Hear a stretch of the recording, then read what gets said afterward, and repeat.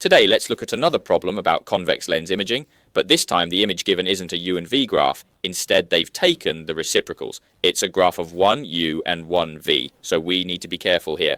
You'll notice this image is quite special. It's a straight line, so how do we solve this type of image? Actually, it's similar to how we solved the UV image before. We still rely on that special point. In the convex lens imaging process, there are several cases, and the most special case is when U equals 2f, right at twice the focal length. The image is perfectly symmetrical. It forms an inverted image of equal size. And not only is the object distance equal to twice the focal length, the image distance v also equals twice the focal length. So we have a special point where U equals v based on this U equals v. We can derive that when 1v equals 1u. Both should equal 1/2f. Taking the reciprocal of both sides of the equation, this still holds true. So we can use this to find the special point in the graph. It's where the two coordinates have the same value.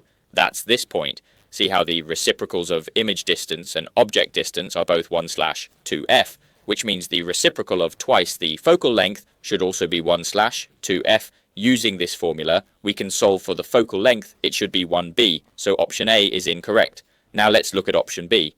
It says the object moves from B2 to 2b/3. How does the image change in this process?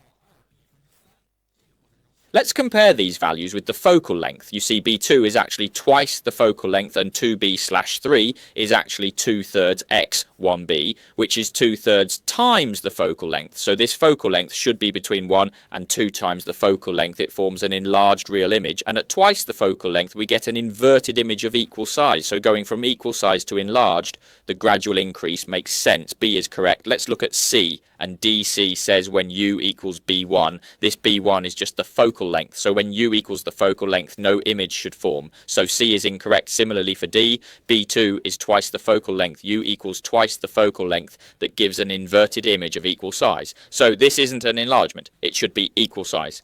D is also incorrect. The correct answer can only be option B. Did you understand that?